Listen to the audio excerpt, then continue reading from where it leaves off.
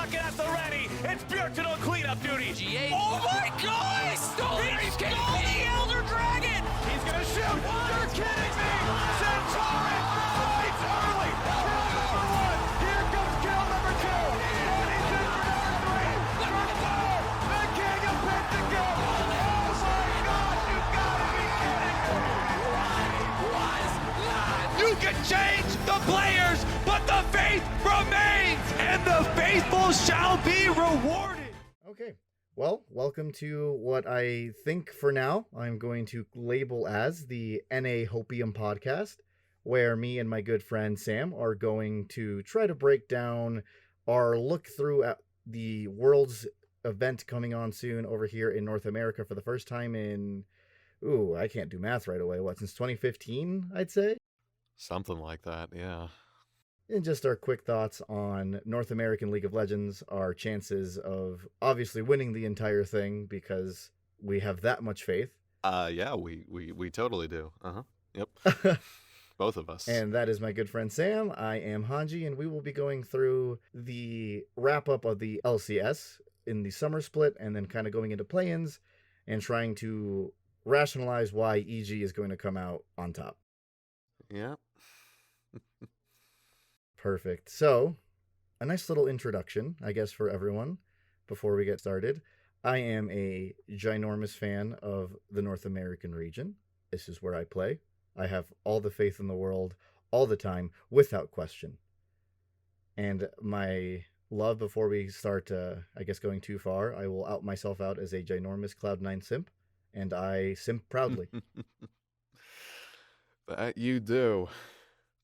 You know, it's something else to see.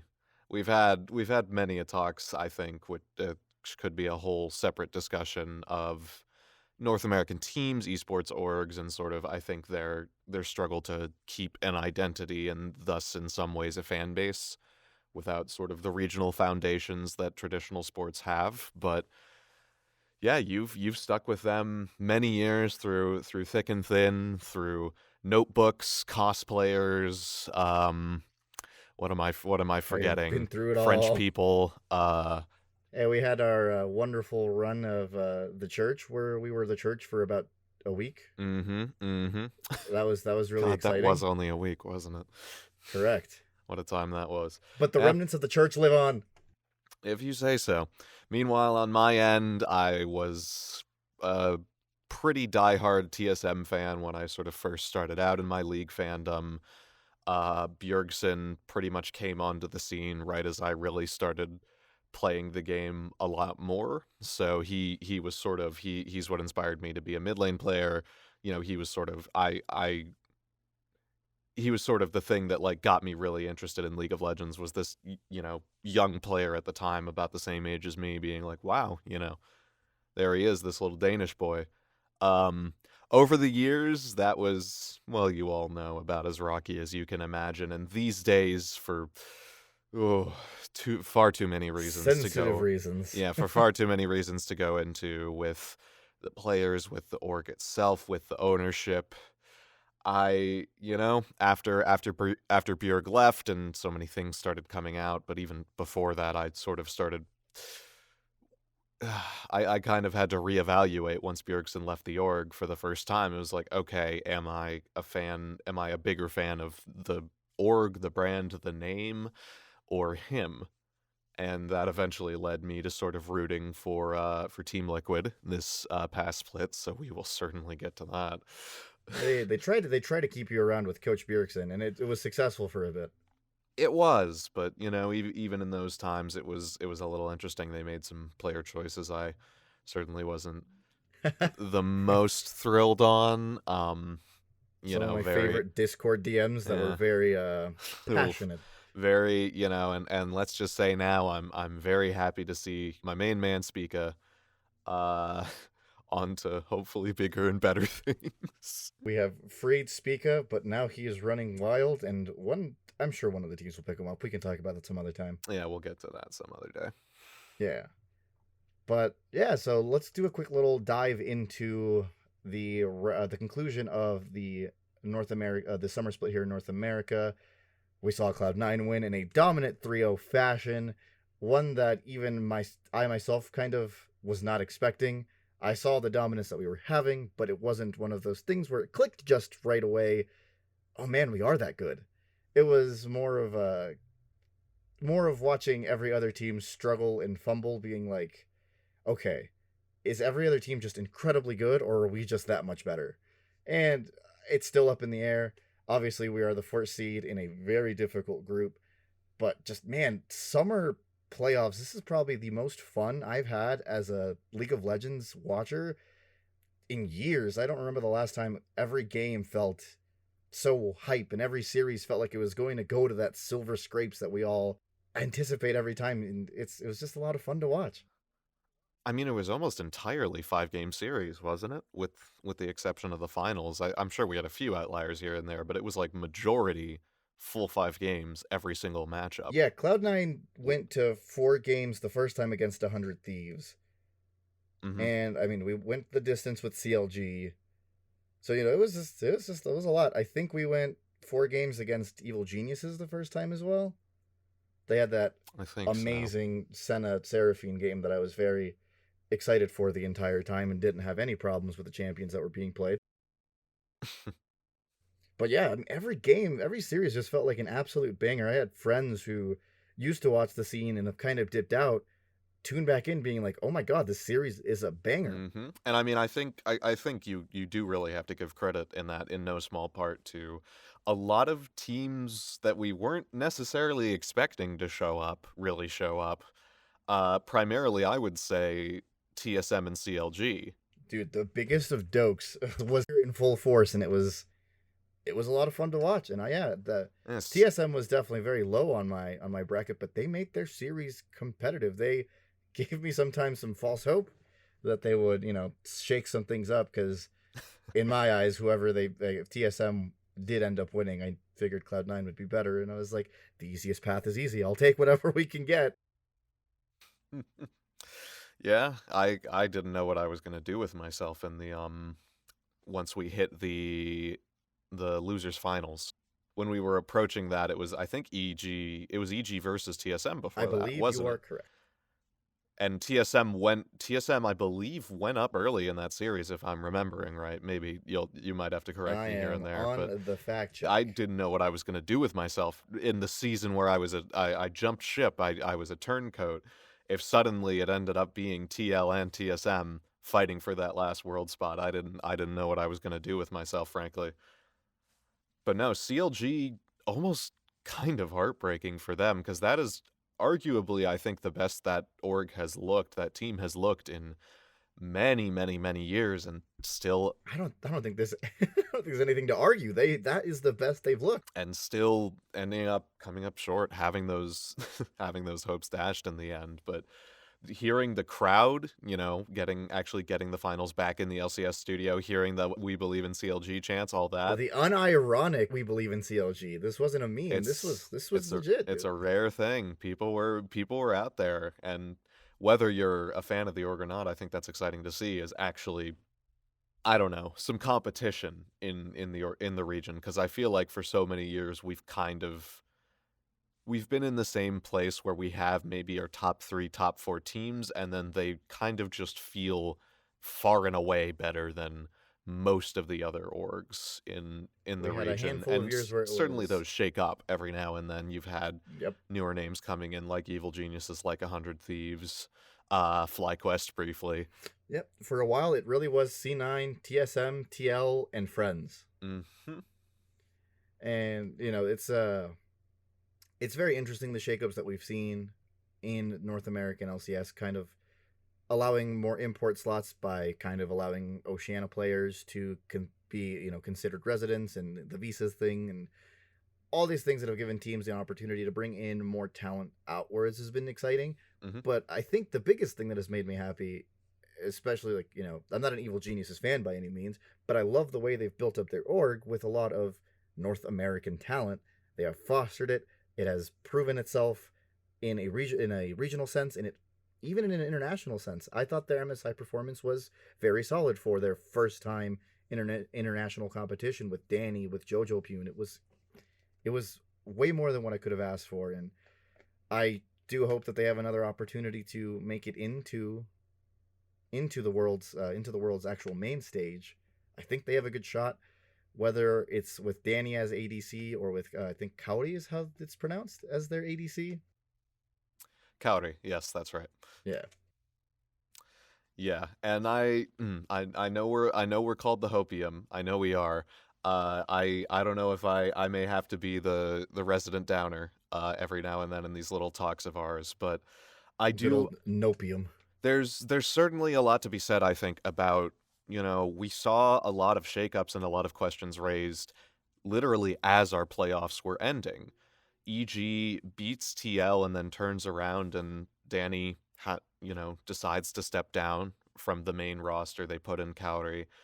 That arguably contributes to them losing to 100 Thieves. And then 100 Thieves, I don't entirely know what to call that finals. It really, I don't know if it's stage jitters. A lot of that roster, sure, they've been champions before, but that was in quarantine times. Many of them certainly have not played on a stage that big before. Maybe it's a breakdown in communication. It's hard to say. It's a lot of speculation, and I certainly don't see in. But I think EG and 100 Thieves they'll certainly have a lot of questions to answer coming into the upcoming world stage, and seeing how they can sort of address some of the cracks I think we started to see show for both definitely. teams. 100 Thieves, you can't escape the track record that they've had the past two finals, getting 3-0'd by EG and Cloud9 respectively. And both of those are now the fastest finals in the history of the LCS. That's just not something that you can look away from. And it's a lot of internal questions, obviously, but the team itself, the roster itself, has proven that it can win.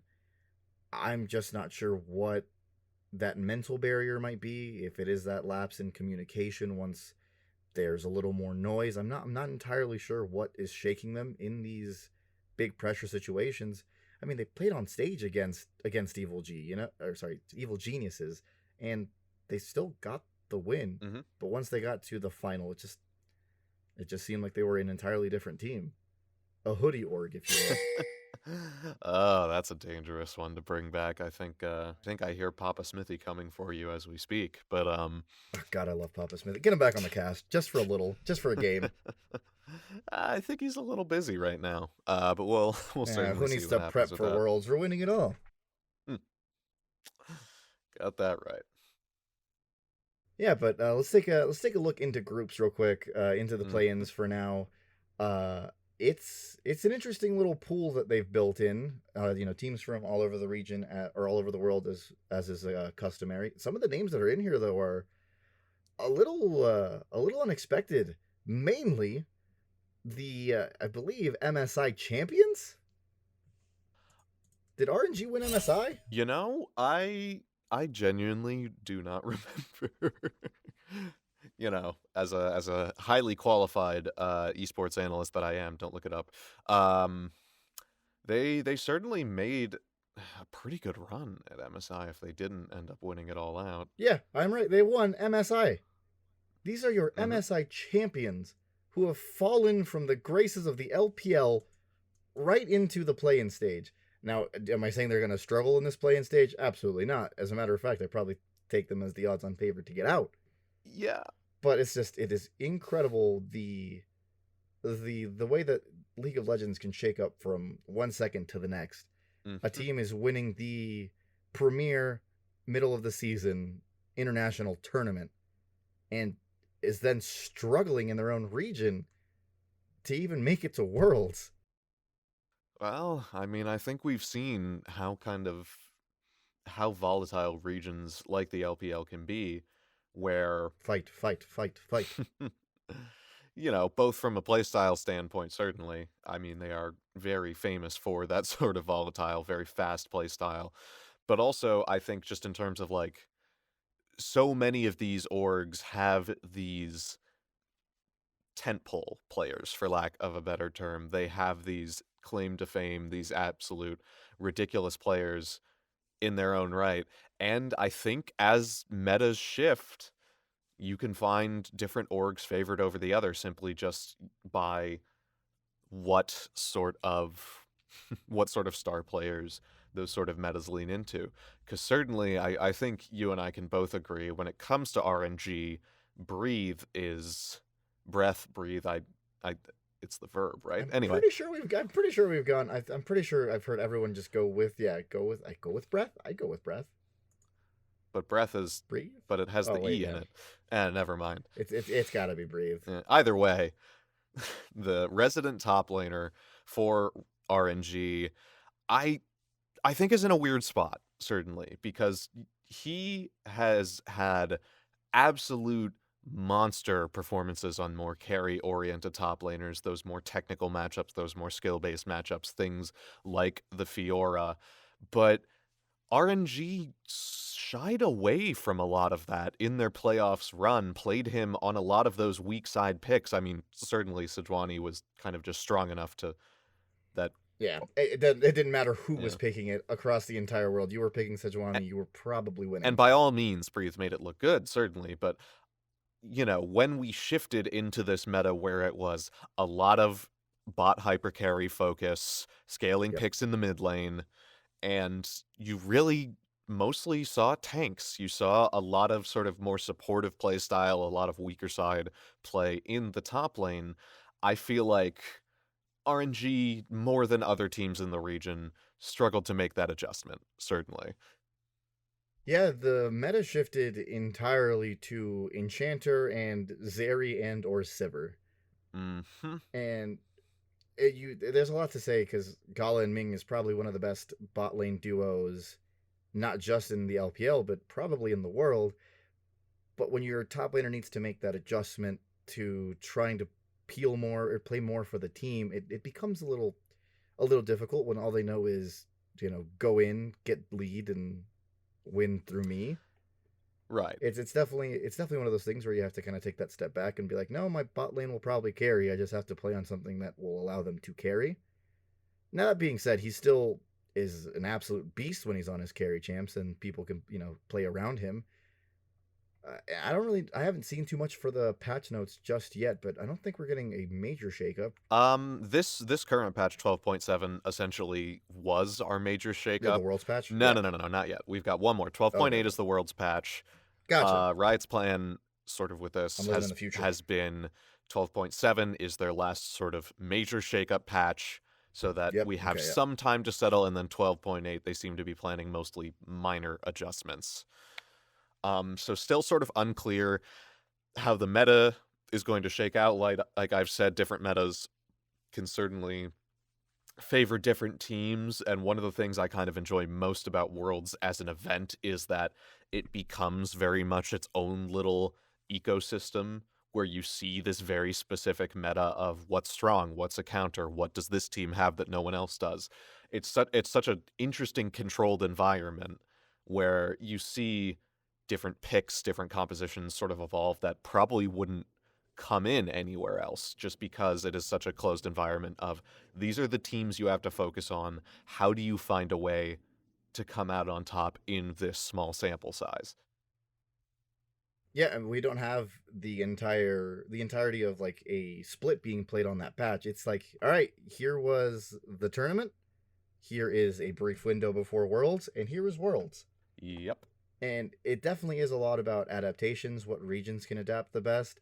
As a big North American simp, I believe that we're pretty good at reading metas. Mm-hmm. Some would argue that EU can do it a little better. I say EU ins it a little better.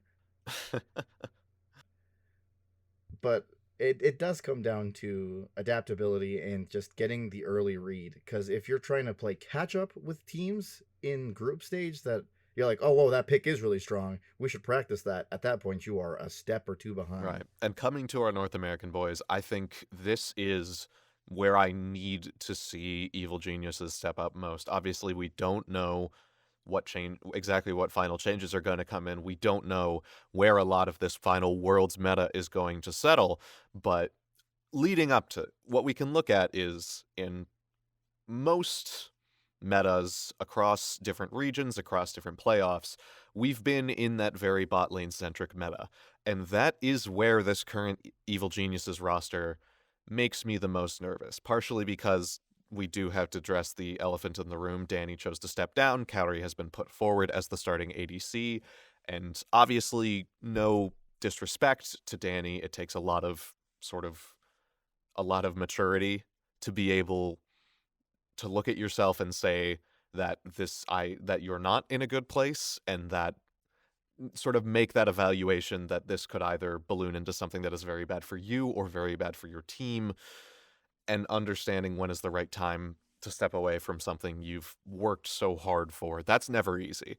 But looking at what we have now, with this current Evil Geniuses starting roster, Kaori certainly didn't look bad in the series he played in the playoffs. He certainly stepped up, I would almost argue, a lot more than you would expect for his literal LCS debut on the final stage. You can almost say he carried some of those wins. The Lucian Nami looked incredible, and I don't know if Very true. However, that's what makes me nervous, because that combo has specifically been very heavily nerfed going in. It makes me wonder if it was a comfort thing, or if it was just what they had practiced and worked.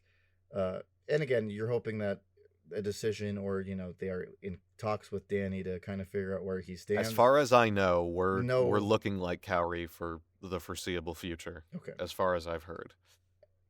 Yeah, and I really hope they're not pressuring him. I hope he knows that the move that he has made is very difficult, but it is a necessary move, I think, not just for the team, but also for him and his career.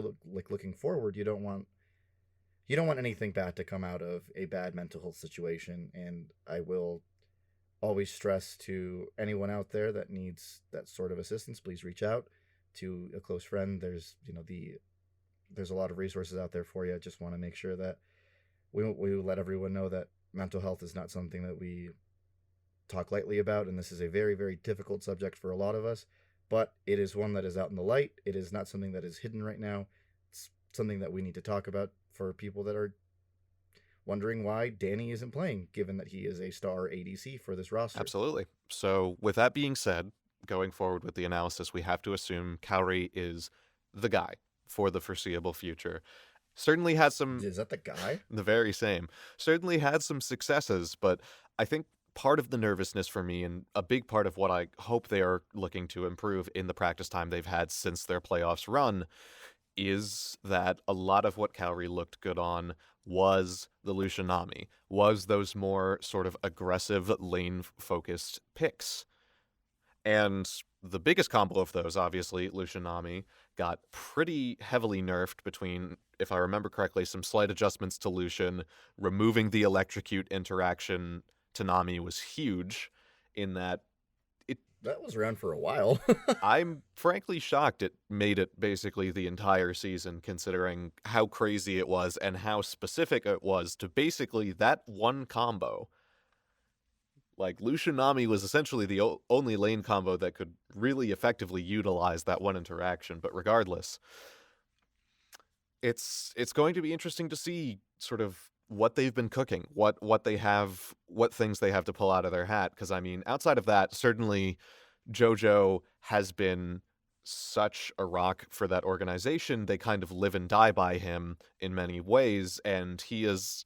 I'd say he arguably was suited pretty well in the playoffs meta of a lot of Azir, a lot of sort of scaling mid laners, control mages, that sort of thing.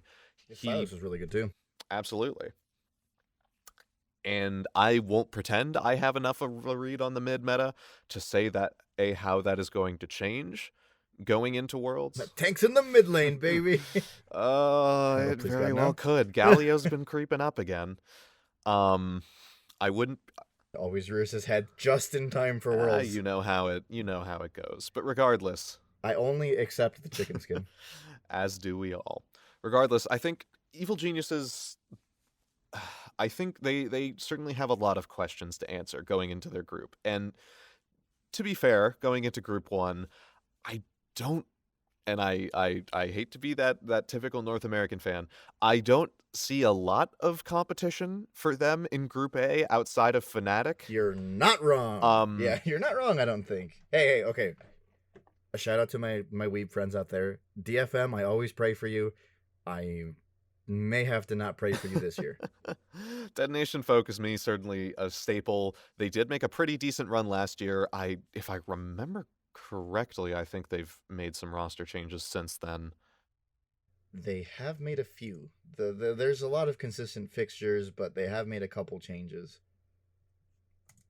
Let me pull those up. Right. I mean, we've got Hopuim, of course, still sort of. Yeah, he is. Yeah. Good old, what is it? Evie? Evie's been in the top lane forever. However, I think looking at this group, looking at Loud, looking at Chiefs, it's going to be interesting to see, because I don't necessarily think. I think EG does have the potential to make it out of this group. I think the biggest question mark for me is Fnatic, because Yep. Fnatic's a very strange team, I think, to evaluate right now, because a lot of potential is there just with the players they've built up, with some of the sort of legacy they have going on there with some of their current players. But I guess to put it simply, they haven't looked like a team that's on the same page in playoffs and in a lot of recent games. You could maybe make an argument that they're playing a little bit more scrappy of a style, something a little more akin to the LPL, but the communication doesn't always seem to be there, even when they are trying that sort of style. Perhaps it's that Razor is still a bit more of a new name in the jungle scene, correct me if I'm wrong, on this roster. He's pretty green. He's definitely new on the roster. Yeah. In terms of his time on he's new on Fnatic. Time in the LCS, LEC. Pardon me. He's been in the LEC for, I think, 3 years now. Okay, but I mean, I think they've looked a little all over the place. I think Hylissang, I'll be honest, I don't particularly think the Enchanter meta suited him well, and sometimes he was playing things like Lulu as if he was an engaged support, and that kind of frightens me, to be honest. That's just Hylissang. Hylissang frightens me. If ever I was across from him in an actual game, I don't know how I would react, because he is just a nuisance, but he's just, I don't know, he just feels like he's smarter than everyone in a weird way. He pushes the envelope just and I the think right I think amount. that's the thing, is that I think depending on where the chips fall, how the meta shuffles, I do think there are some scenarios that could really favor Fnatic if more engage heavy supports come back into play with the recent Rel buffs, even though I know, even as resident Rel player, she's probably not going to see the light of day in Worlds, because there's 4 other supports that do her job better. But regardless, hey, but she's cooler. That is very, in my eyes, absolutely. But I think if we see a meta turn towards maybe more engaged supports favored, or the champion pool favors Upsetter Hylissang a little more, or even just, I think if Razor and Humanoid can sort of gel and find the style that will bring them success in this roster, I think there is potential there. But as it stands, just sort of looking at this group in isolation, looking at their performances in the playoffs, I would probably put Evil Geniuses at the top of this group. Now, that being said, then the next question becomes, can they handle what comes out of Group B? Specifically, I'm thinking DRX, RNG, Mad Lions, and then also Saigon. Saigon is certainly a wild card. That their region has sort of developed into. They have a sort of similar style to the LPL, where they are very scrappy. They're very mechanically focused in the early game. Not necessarily the cleanest macro, but they're looking for those sort of explosive early game plays to make up for that. Yeah, the VCS just kind of as a whole usually sends teams that do a lot better internationally than what most people are ready for, which is fun to watch. They're usually the teams that you have kind of on that upset watch, where you're like, if the game plays out in a certain way, there's a chance that they could take down an RNG. Absolutely. And that's what makes World so fun. I guess the play-in specifically, that's where you're going to get a lot of your wild cards, your international teams that are just praying for a shot in. What was that team? Albus Nox Luna. I Yes, remember when they made that run. That was some of the most fun League of Legends. You knew that at some point the curtains would close and that Cinderella story would end. But while that story was unraveling, it was just a lot of fun. absolutely. And I think it's four teams making it out of play-ins, correct? So I believe so. Yeah, enough to fit in every right. group. So at that point, I think we can both feel fairly confident in saying RNG is probably going to be one of those slots. There's very little room in my mind that is saying no. Our Yeah. Barring that, it's tough to say. We might see some upsets, but I think there's a lot of question marks around EG. Can they come together around Cowrie?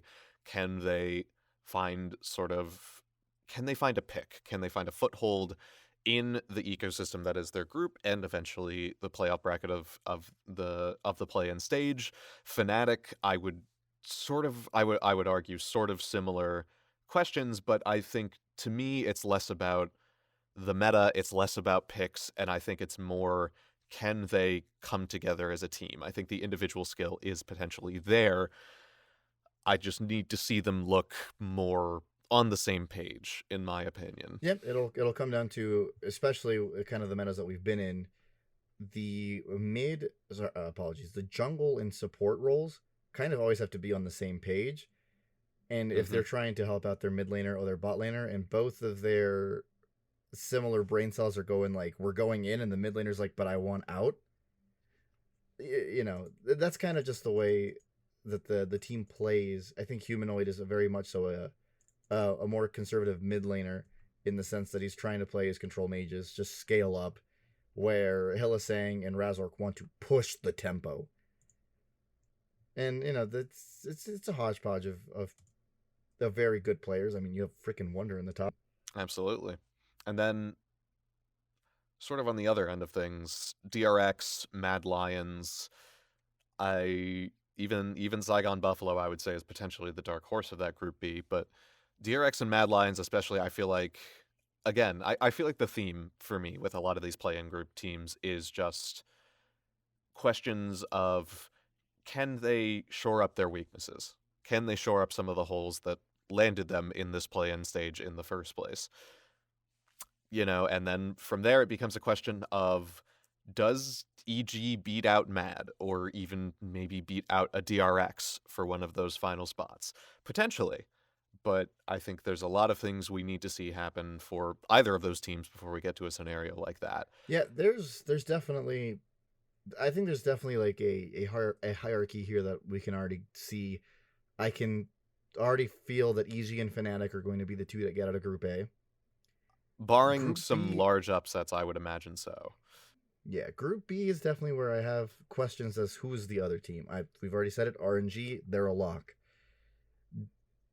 Yeah, and it's top 4 that makes it out of both of these play-in groups. So keeping that in mind, I would be frankly shocked to not see EG and Fnatic make it out of that in a group. perfect world for me, the way that I kind of see it going down is EG, Fnatic. I think DFM makes it, and honestly, I have faith in the CBLOL. I think CBLOL usually send players, they send people who are ready to go. And I mean, they're coming off of a victory over Optic in the VCT today. I didn't want to talk about it. But yeah. I haven't seen those highlights yet, but I'm sure I'm going to be depressed as I watch them. Yeah, well, we shall certainly say, I mean, good on Optic for making it that far, but that's not what we're talking about here today. So, big Riot Games fan here. I also love Valorant. That game makes me unimaginably mad, and I still play it. But yeah, I definitely would put my money on Loud making it out, at least in the group stages. I don't think they get past an EG or Fnatic if they have to play them in. What does that become? Does that become best of 3s at that point? It's best of 5. Well, it's I believe it's like a best of 1 round robin kind of deal for the group. Then I believe it is best of 5 for the elimination rounds. Oh, heck yeah. For the bracket. That's what I'm seeing on this here Leaguepedia page, so blame them if I'm wrong. That is the knowledge that we already had prior. So with that being said, I don't know, and I think fives. yeah. Makes Rip, it spicy. rip to the Mad Lions. I mean, what? Who said that? I love Niski. I love Niski. Mhm. Cloud9 fan here. Uh-huh. He did a lot of great things here for Cloud9. I thought his mid lane play was very helpful for Cloud9 as they were trying to kind of work through some of those early years without Jensen, without Sneaky. No Sneaky, no Worlds. I just thought he was an incredible mid laner who was always ready and able to adapt to whatever meta was thrown at him. He could play any champion mid lane and he can play it well. And his impact on those Mad Lions was seen almost immediately, where they went from a middle of the pack team in the LEC to one of the best teams in their region.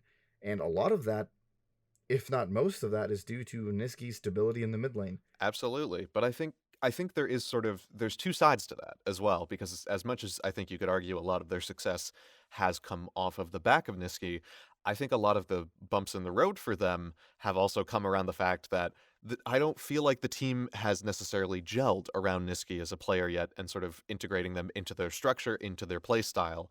I think there's still some questions to be answered there, sort of going with that running theme we've had for a lot of teams in these groups. Yeah, it's definitely there's definitely more question marks in the playing stage because these are the teams that have barely made it, which kind of lets you see there's a lot of holes in their play style, and there's a lot of question marks as to who can patch those holes up to make it to the main stage. Absolutely. And I mean, the way that the games that I watched from Mad, it did seem like a lot of times there was just not enough play coming kind of that mid jungle area. It just felt like they were always a little off sync. I don't know how I feel about their bot lane. I think Kaiser's a great support. I don't know much about Unforgiven, which either means he is an amazing player and I haven't paid attention, or he may be struggling. Hard to say. I certainly will not pretend I am the most up on their play history either. I have not been watching nearly enough other regions. Hell, I've barely been watching NA at some points this year. Getting employed is hard on that. But anyway. I mean, regardless, I think taking a quick look. Yeah. He definitely is playing. He's definitely playing well, but it's not outstanding. Right. But hey, who knows? Maybe you don't need him to be outstanding to make it out of the play-in stage. If we see a meta shift, it's again, it's hard to say what we're going to see because there is certainly potential out of Armut. There is. I do love my Turkish boy. There's a lot of what ifs at this point, and speculation is fun, but it's also hard to say as we don't necessarily know where the chips are going to fall externally with the meta. What does Riot change? What sort of interesting picks do we see come out of these Worlds patches? And also what happens internally with these teams. What have they been working on? Have they been able to come together? Will they fall apart like a certain TSM of yore? I remember. Shout out to Spica. That's when they went 10-0, right? Yeah, the 9-man sleep where on a roster with Doublelift and Bjergsen, if I remember correctly, Spica was the only consistent looking player. Which was that was a year. That was a year to be a TSM fan. Yeah, and I think I hate to say it, I am going to inject a little bit of my salt here because I know at the start you brought up the question of are we putting our best foot forward, so to speak? Are these the three best teams from North America that we can send? And do Cloud9? Yes, absolutely. I think after that playoff run, they have more than shown that they have come together. They've found a lot of different styles that work for them. I think that's kind of jumping ahead a little bit. What's so exciting about the team is how many different styles they can comfortably play.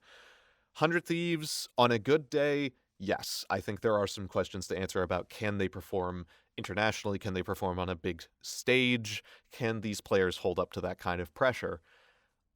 EG is tough, especially because I'm definitely not a little salty that we lost to Danny and then he left the week after.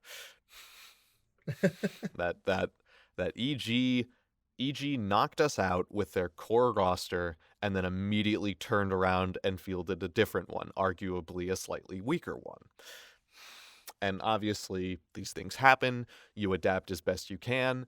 And obviously, with the way Team Liquid was looking, I don't even know if they could potentially perform as good or better on an international stage or in a play-in stage environment because, well, they certainly had their own questions to answer. They looked kind of surprisingly uncoordinated for this super team you would expect them to be. But that's sort of my little It diatribe. does Make of that boggle what me you a little will. bit in the sense that on paper, that looks like the best roster that we could have sent to Worlds if everyone played the way that we have seen them play and kind of, yeah. I mean, that's what they imagined it would be. That's what it was built to be, but it's the weird X factor of League of Legends as an esport is that you can spend all the money in the world grabbing what you believe to be the best in slot players for each of their roles, just absolute legends in their field, but you never know how that roster, how that team is going to function together until you actually sit down and do it. And it's it's something that has proved so elusive for these organizations to predict and understand, because at the end of the day, every single player plays the game differently. They think about the game differently. They communicate about the game differently. And arguably finding ways to make those 5 different competing ways of thought gel and work together is the hardest part of building a League of Legends roster. One of the most incredible segments that they had this year, I really liked what they were doing over at the LCS. They would bring players over before their games, after their games, to kind of break down different clips. And in some cases, there was an occasion where Bwipo, I believe TL had just lost to CLG, and it was a pretty big comeback for CLG. And Bwipo really kind of just pulled the curtain back entirely on what their scrims were looking like, communication problems they were having. And it was something that prior in the LCS, you would never see something like this. Or oh no, not until basically the dust was settled and we were in the off season, and then someone on player stream, or other, someone on stream would be like, decides to- God, I couldn't handle such and such's communication. And you're like, I guess communication was an issue. Mm-hmm. And it was really cool to hear him kind of be like, I see the game this way, Han sees it this way, Core sees it this way. And for a while in our scrims, it was a lot of like, I'm going to do this. No, you should do this. Well, I want to do this. I think you should do this. And it was, that like over layering of wanting to shot call and not really knowing whose call they should follow. And, I'm pretty sure that's not just a problem with Team Liquid. It's probably a problem that TSM had for a while there. When they had Double Lift, when they had Bjergsen, when Spica was trying to come into his own. Absolutely. I think it's been a well-documented problem, I think, across many different teams. And I would imagine perhaps some of the reasons that Fnatic especially, and maybe even Mad Lions, have looked the way they do. But again, speculation, who's to say? Yeah, we don't get much pulling back of the curtain over at the LEC. Every once in a while, I'll watch like a cage roll clip and I'll be like, that's neat. Regardless, these are the teams we've put forward. Would I personally prefer it to maybe be Liquid? Yes, but what can you do? That's probably more personal biases than anything else. There's no personal bias on my end. I think that there was a lot of just wackiness is the only way I can put it in the playoffs. And I think that on any other day, it feels like, I think TL would beat EG. There was a lot of small mistakes in that series. There was opportunities to put them away, and it just never happened. Do I think TL is better on paper? Absolutely, but the results say otherwise. So that's why we have EG there. Right. I think TL was the better team. But this is who we have, and we now have to live with the fact that EG is not playing with their roster at 100%, with the fact that 100 Thieves might be in shambles roster-wise, and Cloud9 is in a very difficult group. They are. We will talk about that on another day. Yeah. But I certainly have some thoughts on that. The Hopium runs strong. I don't think it's entirely doomed. Me either. I never do. But yeah, okay. Just I guess a quick wrap up on play-ins and kind of how we as North American fanboys see it. Group A for me is definitely EG favored. I think EG can make it out.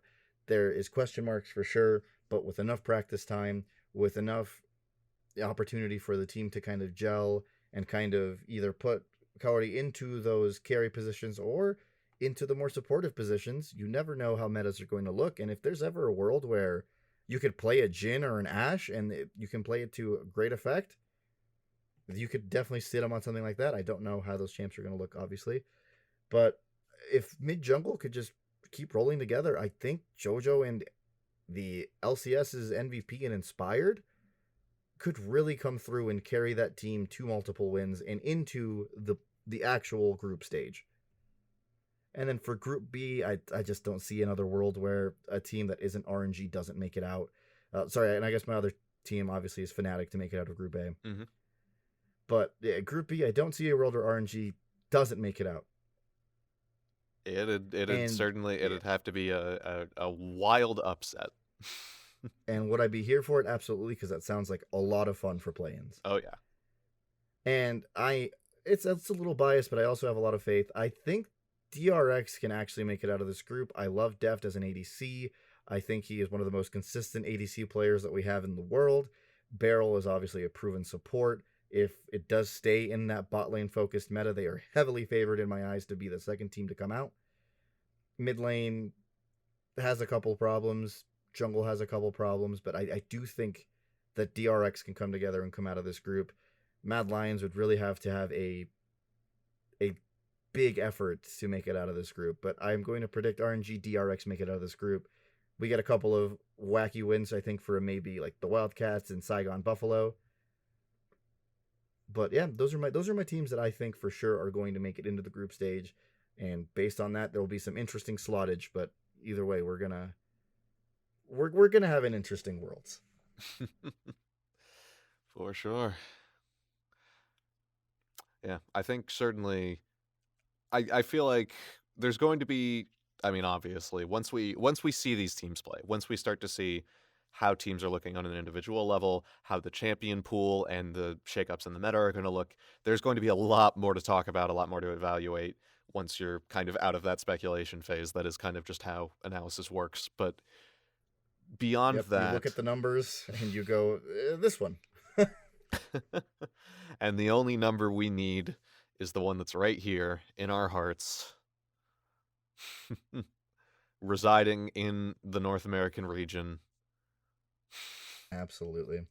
And I guess, are we in agreement for who's making it out of the groups, or do you have a slightly different pick coming out of Group A and or B? It's tough to say, especially because I don't have an exact grasp as to how the knockout stage of the play-in works.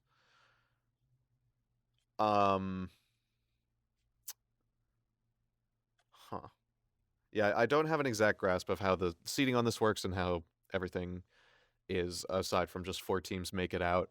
Because especially once we leave the groups, I think EG Fnatic make it out of their group, absolutely, but then they still have a bracket to go through, depending on where they're seated.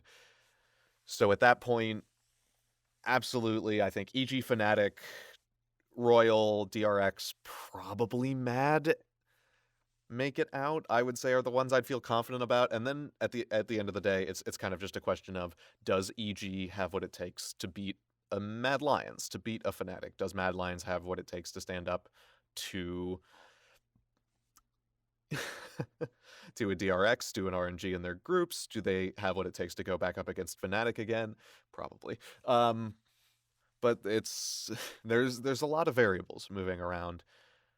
And I think, depending on different matchups, you could certainly see teams more favored versus each other. There's a lot to think about, certainly. There's a lot of questions to be answered.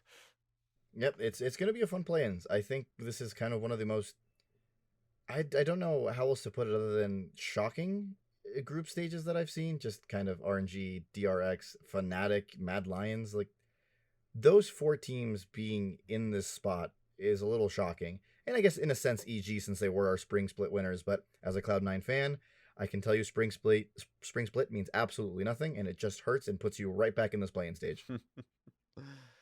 Yep.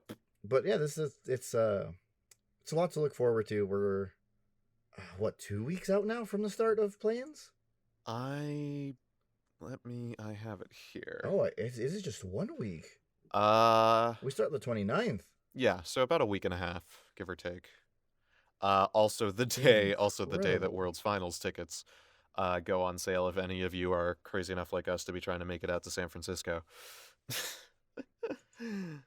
Please make it out to San Francisco. It'd be awesome to, if we ever get any people that are listening or are a fan of North America as much as we are, it'd be a lot of fun to chat and interact.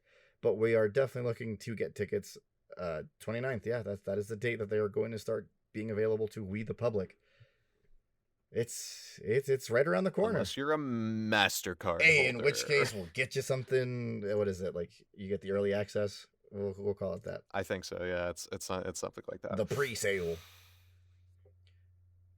Awesome. No, yeah. Thanks so much for hanging out with me, Sam. Thanks so much for discussing the play-ins and Worlds as a whole. We'll definitely do this again once play-ins have kicked off and we get a read after a day or two, and hopefully these go up pretty quickly. I'll probably be looking around Tuesday, Wednesdays to throw this out. If I can get this out Wednesday, that'd be awesome. Just a day before Worlds, or if it's this Wednesday, it'd be a week exactly before Worlds. But either way, yeah, this has been a lot of fun. We are the NA Hopium Podcast, and we will continue to pray for our North American brothers and sisters. I guess that's the sign off. I don't know what else to do. Yeah, I tried to think of a one-liner and I had nothing. Awesome. Unless you just leave this in. I could. I'll leave that up to you. And then they'll know we were even more unprepared than what we said we were. What do you mean? What do you mean? We are the most prepared. Oh, dude, my waveform kind of looked kind of sick.